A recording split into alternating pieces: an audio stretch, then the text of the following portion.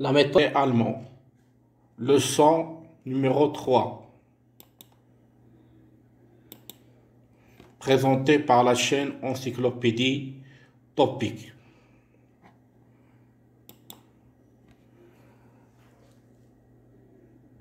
Donc tout d'abord, nous allons commencer par la prononciation. Donc, les voyelles longues et voyelles brèves, comme le E de Bremen est un E long, très fermé, comme le E de Pépé en français, prononcé Bremen, avec un E, Bremen, et non un E comme en français, pour Brême. Les voyelles inaccentuées sont brèves.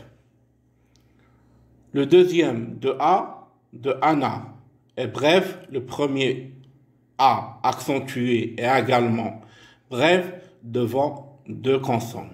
Anna. E, cette voyelle appelée schwa en allemand, est la transcription de la voyelle E en syllabe inaccentuée. Elle est plus proche du E que du E du français. Elle est prononcée très faiblement. En conséquence, en fin de mot, en ne doit pas être prononcé comme la lettre N en français, mais avec un N très assourdi. ER n'est pas prononcé comme R ou la lettre R en français, mais comme une sorte de A. Donc, la préposition in, Herr Schmidt ist in Bremen. Monsieur Schmidt est à Brême. Présentation. In, en français c'est à, ou en, ou dedans. La préposition in s'exprime à l'intérieur d'un espace quelconque. In Bremen signifie dans la ville de Brême et se traduit en français dans ce cas particulier par à Brême, in Bremen, à Brême. L'allemand présente des syllabes accentuées, prononcées avec une intensité beaucoup plus forte que les syllabes inaccentuées. Dans la transcription phonétique, la voyelle accentuée est notée en rouge, Bremen, de accent. Bremen. Attention, c'est en général la première syllabe qui porte l'accent en allemand. Peter, Pierre, Anna, Anna, Bremen, la ville de Brême, Essen, la ville de Essen.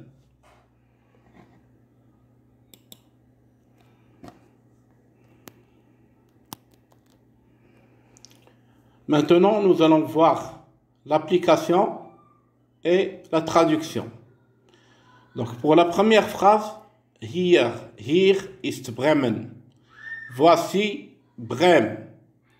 Herr Schmidt ist in Bremen. Monsieur Schmidt est à Brême. Frau Schmidt ist in Kiel. Madame Schmidt est à Kiel. Hier ist Peter. Das ist Anna. Voici Pierre. Voilà Anna. Anna ist in Rom. Peter ist in Essen. Anna est à Bonn. Pierre est à Essen. Hans ist in Bonn. Jean est à Bonn. Karl ist in Wien. Charles est à Vienne. Karl ist hier in Wien. Charles est ici à Vienne.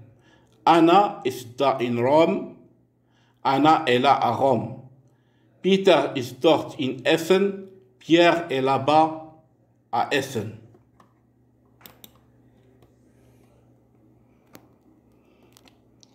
Comme d'habitude, Frau Schmidt ist charmante. Madame Schmidt est charmante. Donc, Comme d'habitude, nous allons commencer par la prononciation. La lettre O umlaut avec un tréma umlaut en allemand se prononce à peu près comme le E du français, dont E ou peu. La voyelle de schön est longue devant une seule consonne. Il en est de même pour nerveuse, dont le S final, nerveuse, dont le S final se prononce. Les faux amis, qu'est-ce que ça veut dire? Il faut veiller aux faux amis, au mot emprunté, au français, dont il diffère souvent par, premièrement, la prononciation, deuxièmement, l'accentuation, troisièmement, le sens. Pour la prononciation, ils sont en général prononcés comme ils s'écrivent. Toutes les lettres sont prononcées en français charmant. Allemand, charmant, charmant, prononcé. Anne, en, comme Anne en français. Le G de intelligent se prononce comme le G du français gay et non comme le J de géant, Jean en français. L'accentuation, les empreintes au français sont le plus souvent accentuées sur la dernière syllabe, nerveuse, nerveuse, charmant, charmante, intelligente, etc. Le sens, le mot allemand peut avoir une autre signification qu'en français. Net, veuillez à l'orthographe prononcer comme le français. Net signifie gentil, aimable et non net, propre. Donc, en ce qui concerne la présentation, net, gentil, aimable,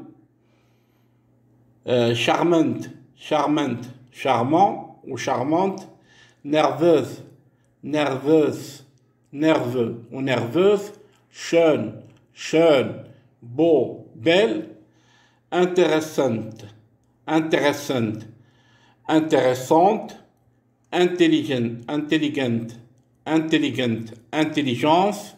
En allemand, l'adjectif, attribut, l'adjectif. En allemand, l'adjectif, il nous attribue, est invariable. Ce genre, en genre et en nombre, alors qu'en français, il s'accorde. Comme Peter ist nervös, Pierre est nerveux. Anna ist nerveuse, Anna est nerveuse.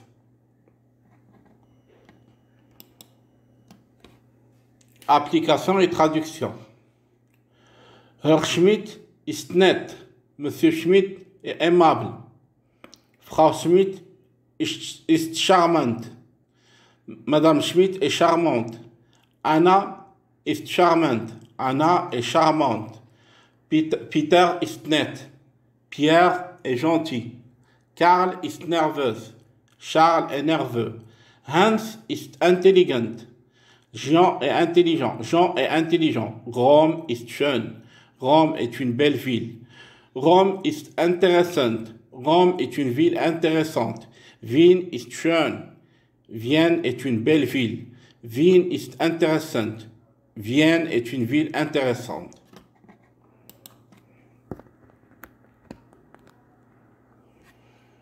Exercice corrigé. Traduire en allemand, voilà Brême. Donc la traduction de voilà Brême, c'est Das ist Bremen. Anna est là à Brême. Anna ist da in Bremen. Anna est charmante. Anna ist charmant. Charles est gentil. Karl ist nett. Monsieur Schmidt est ici à Bonn. Herr Schmidt ist hier in Bonn. Voilà Vienne. Das ist Wien. Vienne est une belle ville. Wien ist schön. Voici Kiel. Kiel est une ville intéressante. Voici Kiel, hier ist Kiel. Kiel est une ville intéressante. Kiel ist interessant. Voilà, là-bas, Jean. Dort ist Hans. Jean est nerveux. Hans ist nervös. B. Formez deux phrases selon l'exemple. Hier ist Anna, charmante Wien. Donc, voici Anna, charmante Vienne. Donc, hier ist Anna, charmante Wien. Anna est charmante. Anna est à Vienne. Donc, c'est la solution, c'est Anna ist charmant. Anna ist in Wien. Das ist Peter. Pour l'exemple de Das ist Peter. Intelligent, Bonn. Peter ist intelligent. Peter ist in Bonn. C'est ça l'exercice, le corrigé du premier exemple d'exercice. Dort ist Karl nett Rom. Karl ist nett. Karl ist in Rom. Hier ist Herr Schmidt nervös. Essen. Essen, c'est une ville en Allemagne, on la connaît. Herr Schmidt ist nervös. Herr Schmidt ist in Essen. Das ist Frau Schmidt. Nett Bremen. Frau Schmidt ist nett. Frau Schmidt ist in Bremen. C'est-à-dire, Madame Schmidt est gentille. Madame Schmidt est à Bremen. Dort ist Hans, intelligent, Wien. Hans ist intelligent, Hans ist in Wien. C'est-à-dire, Jean est intelligent, Jean est à Vienne.